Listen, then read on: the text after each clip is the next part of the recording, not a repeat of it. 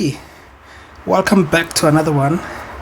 And today we're gonna be looking at one of my favorite concepts to teach, which is polar curves. So let me tell you a story, guys. So back then, right, some few years ago, when I was still an undergrad student, I think I was doing my second year. I'm doing second year. So on campus, man, there is this lady, man, there is this lady, man, and I'm developing this crush towards this lady. And so now it came to a point where I have to act on this. So me being the mathematical me, or the math in me, I don't know why I decided this, but perhaps I thought this was game. Back then I was like, this is going to be different. Probably she's going to like me and stuff like that. So I sent her like a note, like old school. I take a note and I write something on the note and I fold it. And one day I meet her and I'm like, take this note, like old school stuff. So on the note, it was simple. I wrote this on the note and I was like, plot r equals to 1 minus sine theta. So I wanted her to plot this, and we're gonna plot this thing together, this polar curve together, or this polar graph together. But before we get into that, I wanted to highlight on this to say that before you can master plotting polar curves, the first thing that you need to understand and the first thing that you need to do and master is actually what we call polar coordinates. So we're going to start firstly with polar coordinates before we actually plot this. So for those of you who have done geography, you understand what we mean when we talk about a coordinate. I did geography in high school. It was one of my favorite subjects. In fact, and even now when I'm using like GPRS or this, things that we do for maps and stuff, I'm like, hey, it's a full circle moment. But so polar coordinates, I think if you are from high school, not most likely, but actually in your whole high school, the coordinate system that is actually the Cartesian coordinate system. It. I'm not gonna repeat this here, but the polar coordinate system is another system that we use to actually, how can I put it? To actually plot points, or to actually, a coordinate system is more like a system where you can, have points on, like, it's more like, what's the word that I'm looking for? It's more like, how do you position things in space? But in mathematics, how can you position a point? You need a coordinate system and stuff like that. So the polar coordinate system, or the polar coordinates is actually r and theta. And I'm just going to explain them just now. So let's say that you have your axis here. And let's say that you actually have a point here, right? So you can actually express this point. Let's say that now you want to find the coordinates of this point. So, but maybe you want to find the distance, from the origin to the point. So let's call this distance r. So that's the distance from the origin to the point. And now having the distance, then you also want to check the angle from the x-axis to the radial, or to this dotted line here, and the angle is theta, and you are counting this angle, say, anti-clockwise. So then this will give us the coordinate of this point to be r and theta, r being the distance from the origin to the point, and theta being the angle that you actually have there. So we call this a polar coordinate. So you need to actually be able to plot a point in polar coordinates, etc., etc. Now the trick thing about this, not the trick thing, but I've seen over the years how students actually like the confusing part, or what confuses students with this kind of points, is that, remember, with the Cartesian coordinate, right, is that, so if I have the Cartesian coordinate, say I have it here, so it will just be your, let's say you have a point here, you'll just have your x coordinate, and you have your y coordinate, and this point will be xy, right? So you have your x, and then you have your y, x being the horizontal movement and y being the vertical movement, sharp.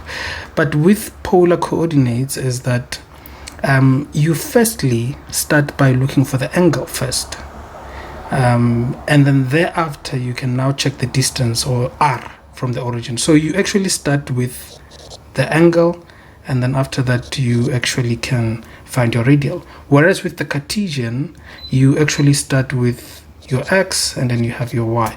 I'm gonna show you just now what I mean by that. So let's say that I say to you that you must plot the point, so plot the polar coordinate. So let's say is the polar coordinate, let's say is 2 and pi over 4. So let's say that you actually have the polar grid, or the polar coordinate. So usually I would say that when you plot the points, the polar points, or the polar coordinates, similarly when we plot the polar curves, is better to have what we call the polar grid. So the polar grid is just the axis here, and you can divide the axis into special angles, right? So you have your special angles, or whatever angles that you actually have. It's one way that can be helpful. So these are special angles, and then also you can have what we call concentric circles. So this will be some concentric circles. It's like similarly to having like a Cartesian grid.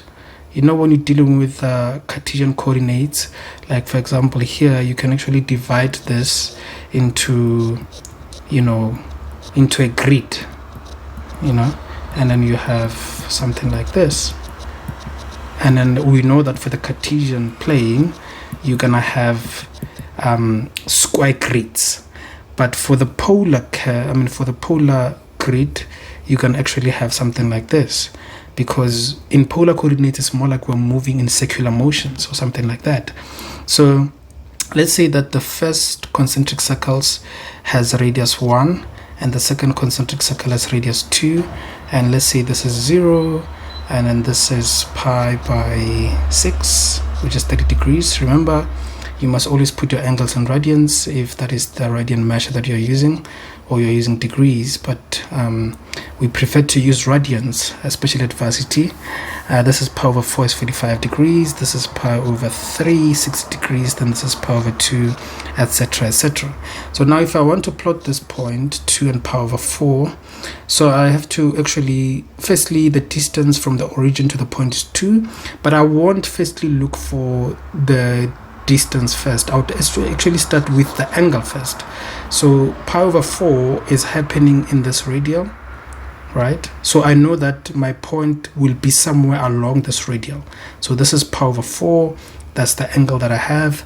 And then now the radial is 2, meaning the distance from the origin is 2. So if I have concentric circles like this, then I know that, okay, the first concentric circle, or the first circle, is radius 1, the second circle is radius 2. So it means that my point actually has to be this point. So that is the point, the angle there is pi over 4, and the distance from the origin to the point is 2, or the radius is 2. So that will be my point. So it's one way to plot polar coordinates.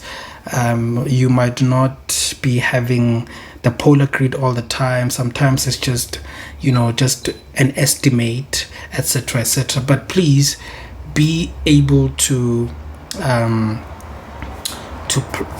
be able to plot polar coordinates, for you to be able to can now plot, you know, your polar curves, etc, etc. So now let's go back and now to our so that's why I'm saying that, or let me just say that, please master polar coordinates. But let's go back to plotting our graph. So we want to plot. So this is the graph now that I gave to this lady to plot. So let's just assume we were this lady, and then we are plotting this graph that Ben gave to this special lady, you know. Okay, let me do this. Okay, how do I remove this now? Yes, so let's plot this.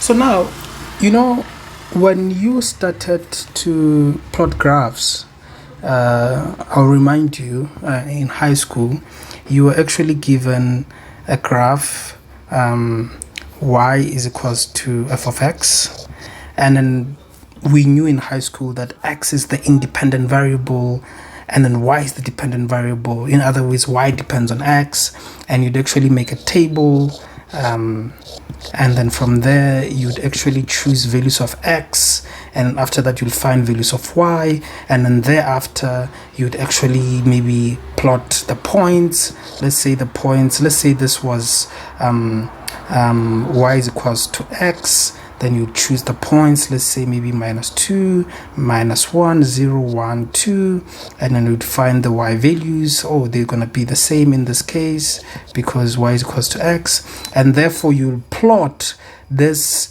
Cartesian coordinates. So then you'd have, if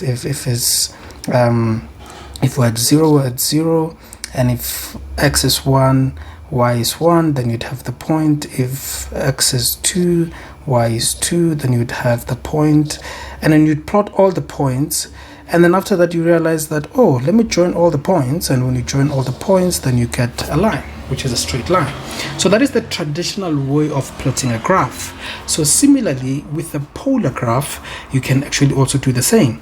But remember, for a polar graph like the one that we have here with r equals to 1 minus sine theta, we have r and theta, so I can also write this as r theta is equals to 1 minus sine theta, meaning that, in other words, r depends on theta.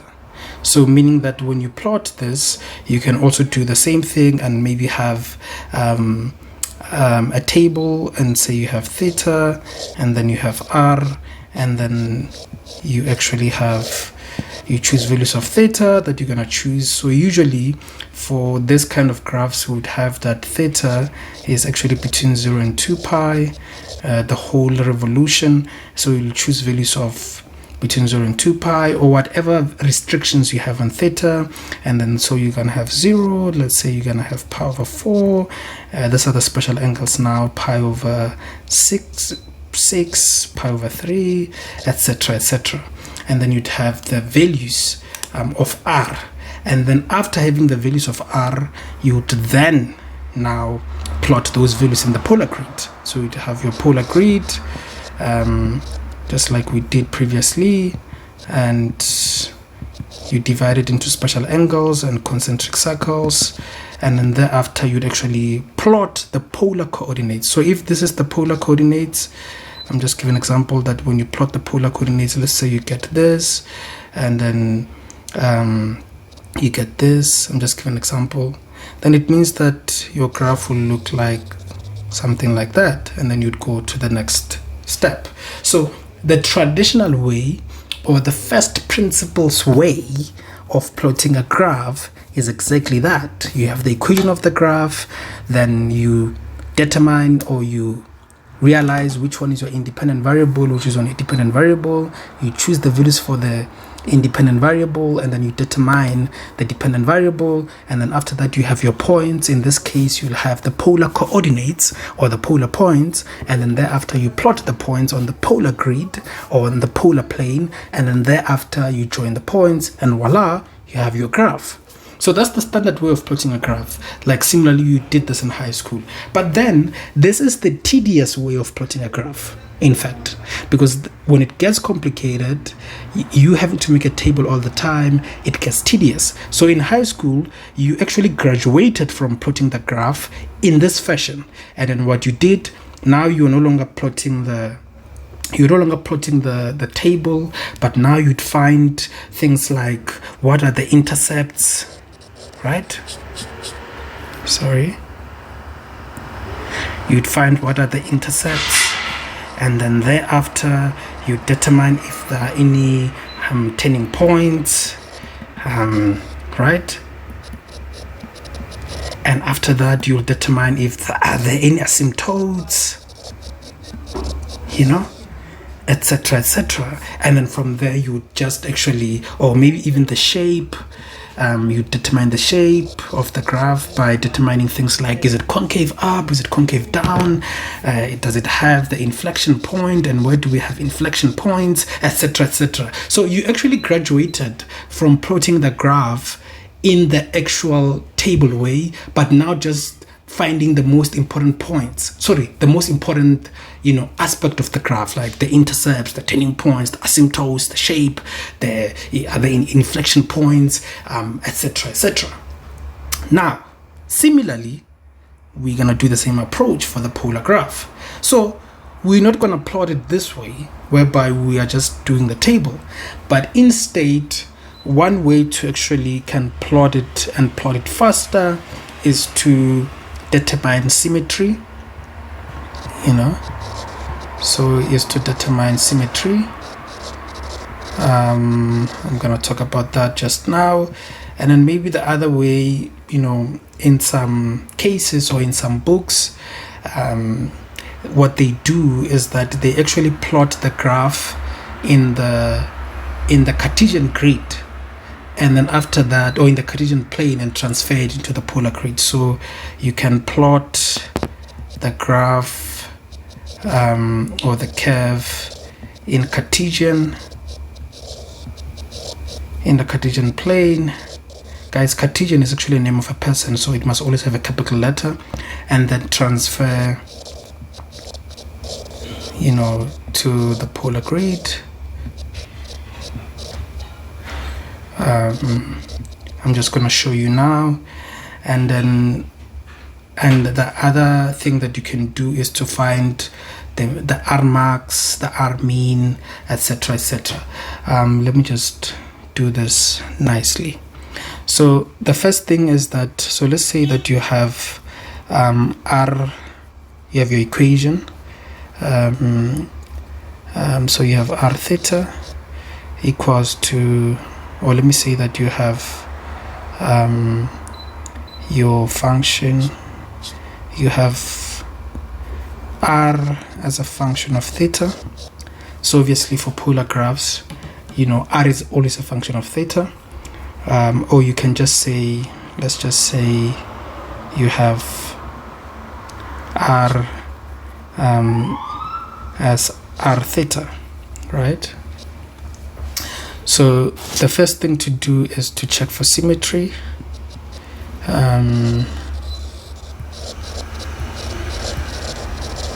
So there is a lot of symmetry checks. I think if R minus theta is equals to R theta, then this is symmetric about the x-axis. And if R pi minus theta is equals to R theta, is symmetric about y-axis. And the other symmetries, I just forgot them. I think we also have symmetry about the origin. I think so. Yeah, I just forgot the actual equation. So you just actually have to check for symmetry. And the other thing, so the reason why we check for symmetry is that if the graph is symmetric about the x-axis, then you can plot the graph on the top hemisphere. That is, you can plot the graph in the first quadrant and the second quadrant. Wait, I forgot how the quadrants are being read. But what I mean is that if the graph is symmetric about the x-axis, then you can plot the graph on this quadrant and this quadrant, and then from there you can actually just reflect about the x-axis. Similarly, if the graph is symmetric about the y-axis, you can plot the graph on this quadrant and this quadrant, and then from there you can actually just reflect about the y-axis, which actually makes it faster for you to plot. And also please note that we take, or for the purpose of this, I would take r to be positive. You know, there are some textbooks that actually take r to be everything, but I always prefer r to be positive, because if we take the notion of r being the distance, then it makes sense for r to be positive. But if you look at other textbooks, they will also take r to be negative, and it's you also have inner loops, and it allows to have inner loops, etc., etc. But I'm just going to take r to be positive. Then you can plot the graph on the Cartesian plane and transfer it, or if you're using a calculator, you can just plot the points and then you have them. So let's go to plot. Let's go and plot that famous graph that I gave to this lady to plot for me. You know, so say we have r equals to 1 minus sine theta, and we want to plot this, or in fact, let me just write it as r theta is equals to 1 minus sine theta, because r does depend on theta. So the first, I'm going to check for symmetry. So if I check for symmetry, so let's say that, so let me check for symmetry. So if I check for symmetry, let me start with r minus theta. So r minus theta is 1, it will be 1 minus sine minus theta, and sine minus theta is actually minus sine theta, so this becomes 1 plus sine theta, and we can see that this is not r theta. So in other words, r minus theta is not equals to r theta. So therefore, it is not symmetric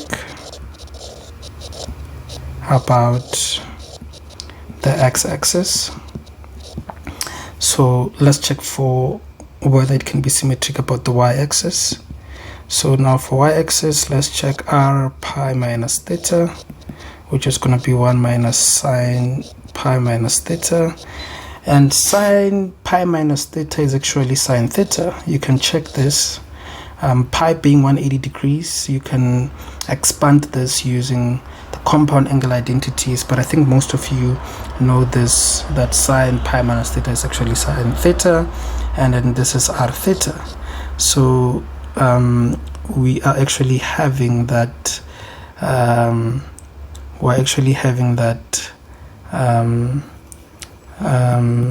r pi minus theta is actually equals to r theta. So therefore we have symmetry, so it's symmetric about y-axis. So once I know that it's symmetric about the y-axis, is that I can plot the graph then on between minus pi over 2 and pi over 2. I'm just going to show you right now. So it's also possible that a graph can be, a polar curve can be symmetric both on the x-axis and on the y-axis. It's possible. Like for example, the circle. The circle is actually a polar curve. It's symmetric. No, not the circle, but the unit circle centered at the origin, or any circle centered at the origin, is actually symmetric about the y-axis and the x-axis. And there are some curves which are not, I think, symmetric in either. So it's always important to check whether it's symmetric about the x-axis or the x-axis. Now, some students, they have this thing to say that, oh, just like we have done here, we have seen that it's not symmetric about the x-axis, and they just assume that if it's not symmetric about the x-axis, then it is symmetric about the y-axis. Sometimes it's not true. It's possible that the graph can not be symmetric about the x-axis and also not be symmetric about the y-axis. I think with polar curves, everything is possible. Yeah, I think it can be like that. So I always say to students that please just check both symmetries just to be sure, right? So it's symmetric about the y-axis, so at least I know that. So if I was using a calculator, I would just then I will just actually have my my polar grid, and I would plot the points in the first quadrant and the fourth quadrant, and then from there reflect around the y-axis, right? But let's say you're not using a calculator, right? If you're not using a calculator, then you need to plot r equals to 1 minus sine theta on the Cartesian plane. But on your Cartesian plane, you would actually have what we normally have as the x-axis to be the theta axis, and the y-axis will be r. So if I have 1 minus sine theta, it's more like minus sine theta, right? So I can write this as minus sine theta plus 1. So minus sine theta is actually inverting, but what is the word that I'm looking for? Is actually just swapping around the sine graph and shifting it 1 unit up. So the graph will look like something like, so if this is, so let's say this is so let's say this is pi, this is 2 pi, this is minus pi, this is minus 2 pi. So the graph will look like something like this, touches here, and something like this. So let's say this is 2, so something like this and this. So the graph will actually look like this. So sorry, I'm just joining the points together. So if you look at this, so this here will be at pi over 2, and this will be at minus pi over 2, etc, etc. So, but actually what I'm interested in this range between minus pi over 2 and pi over 2, and the reason for that is because my graph is symmetric about the y-axis. So if it's symmetric about the y-axis,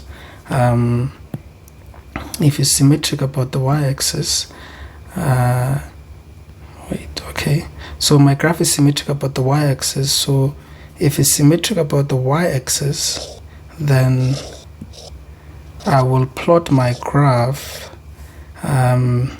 between, this is minus pi over 2, this is pi over 2. So I'm going to plot my graph in this quadrant or this quadrant, right?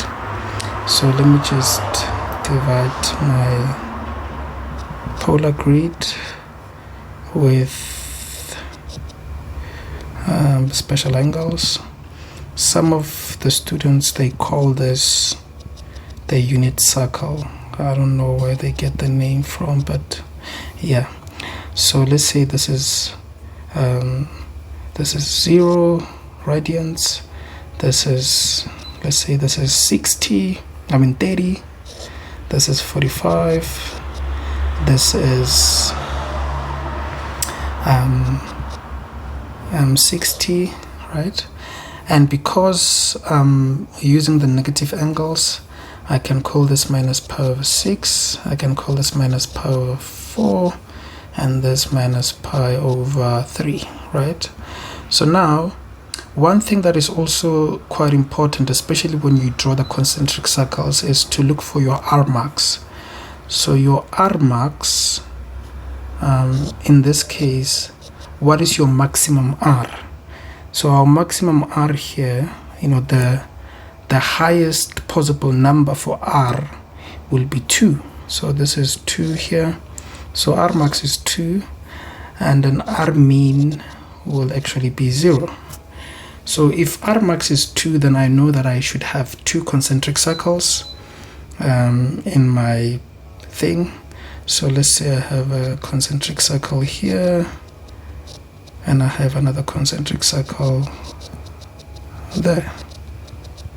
Okay, so this will be the circle with radius 1 and 2. So 1, 2, minus 1, minus 2, minus 1, minus 2. Right, this will be minus 2 here. Right, so now I'm plotting this graph here, but now this is what I'm going to do. I'm just going to be reading from this. Let's say I'm not using a calculator, right? If you're using a calculator, you would actually just punch into this equation. You would actually, let's say you're at 0 degree. So 0 degree will be this direction. You'd put 0 here as your theta. You'd find your r, right? So if theta is 0, I'm gonna have, so if theta is 0, then I'm gonna have, I put 0 here, so I'm gonna have 1 minus sine 0. Sine 0 is 0, so 1 minus sine 0 will be 1. So my r is 1. So therefore I have r being 1 and theta being 0. So in other words, I have the point 1, 0, which is a polar point. But this is my theta and this is my r. Now, when you plot this point with theta being 0 and r being 1, you always start with theta. So theta is the angle, so in this case is 0, so I know then that I'm going in the 0 direction. Then my radial, or my r, is 1, meaning the distance from the origin to the point is 1, so I'm going to be here, right? So I'm going to be there. So that's how you can plot it if you're actually using a calculator. But let's say I'm not using a calculator. So then if I'm not using a calculator, I'm just going to use this diagram in the Cartesian, or this graph in the Cartesian, and I'm going to transfer this information into the polar grid. So now this is how we do it, right? So I'm going to start at 0. So at 0, my radius is 1, right? So that's why I have the point here. So now I'm going to look at this, right? So between 0 and pi over 2, right? Meaning that I'm actually in the first quadrant. This is 0, and pi over 2 is actually the positive y-axis. So what happens there, we see that r decreases as the angle increases to pi over 2. So that's what we're seeing there. We're seeing that as we move from 0 to pi over 2, your r keeps on decreasing, and at pi over 2, it actually gets to 0, right? So now it means that if I move from 0, I must have a point with radius less than 1, because at 0, it starts at 1 here. So now if I move from 0 to pi over 6, it must be less than 1. So maybe it must be some point here. And we see from the graph that when you move further from 0, between 0 and pi over 2, the r keeps on decreasing. So it means that here it will even further decrease, and then at pi over 3 it will even further decrease, and then at pi over 2 it gets strictly to 0. So these are my points. Maybe let me use a different color. So these are my points, right? You see my points there? And now what happens then between 0 and minus pi over 2? Because now 0 and minus pi over 2 will be in this quadrant here. Remember, we're plotting in this quadrant, the first quadrant, and the fourth quadrant, because then from there we'll just be reflecting across the y-axis, because we have gathered that this graph is actually symmetric about the y-axis. So between 0 and between 0 and minus pi over 2, we also see the same thing, that between 0 and minus pi over 2, r increases, and it increases at minus pi over 2 is actually 2, right? You guys see this from the Cartesian plane, right? So we know that at minus pi over 2, r is 2. That's our r max. So this is minus pi over 2. So minus pi over 2 is this direction here, and r is 2. So I'm going to have my point here at minus 2, because it's about the direction. So it's not that r is minus 2 here. So at this direction of minus pi over 2, r is 2. So in other words, the distance from the origin to the point is 2, or the radius is 2. Therefore, I'm going to land at minus 2 at this point. But then what happens then between 0 and minus 2, 0 and minus pi over 2, is that r keeps on increasing, right? So r keeps on increasing, but r is increasing from 1, right? And it's numbers between 1 and 2. So this was 1. So now it means that if I move, I'm going to be at some point here, and then I keep on increasing but not going above 2. I increase and I keep on increasing but not going above 2. So obviously the more you get closer to minus pi over 2 is the more your point gets closer to 2. And then at minus pi over 2, the point is, r is 2. So then I have my points together. So I'm gonna join these points using a free hand, and if I do that, I'm gonna get this. So let me just make it bold, right? So I'm gonna have this, but then I know that this is actually symmetric about the y-axis. That's why we had to check for the symmetry. Remember, we checked for the symmetry, and then we know that it's symmetric about the y-axis. That's why I'm just plotting it on the other half, because then from there, knowing that it's symmetric about the y-axis, I don't have to plot the other points. I'm just gonna reflect. So if I reflect, then we're gonna get so we just gonna get this, right? So you see that this is a heart. This is a heart, and we call this graph a cardioid, or a cardioid. Cardioid, yeah. Those of you who have done biology, you know that the word cardio has to do with matters of the heart, you know. So remember, I gave that lady this. I actually told her, or not told her, but in the little paper that I gave her, which I folded nicely, and I gave her like old school stuff. This is me trying to be mathematically romantic. I'm like, to her, plot this. So I was expecting her to do all of this to actually find the symmetry. You know, I was asking for too much, right? Yeah, I was expecting her to find the symmetry, and after finding the symmetry, to now, if she's using a calculator, she was just going to plot the points on the other sphere and reflect about the y-axis. Or if she was actually not using a calculator, she was going to plot this on the Cartesian plane and then transfer and do all of the stuff that we're doing here. And finally, to get to the heart and be like, oh, this guy, he's trying to say to me that, you know, matters of the heart. Hey, but let me tell you this, man. It turns out that that lady was actually doing psychology. So all of this display of my mathematical prowess was actually in vain. Like, she didn't get it. You know, it was for nothing. She was just like, this guy is probably weird. And she asked me about that, to be like, what is this? After that, she has opened that.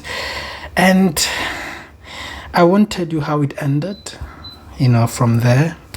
But in any case, this is what happened. Please don't judge me. Okay, let's stop it here for today.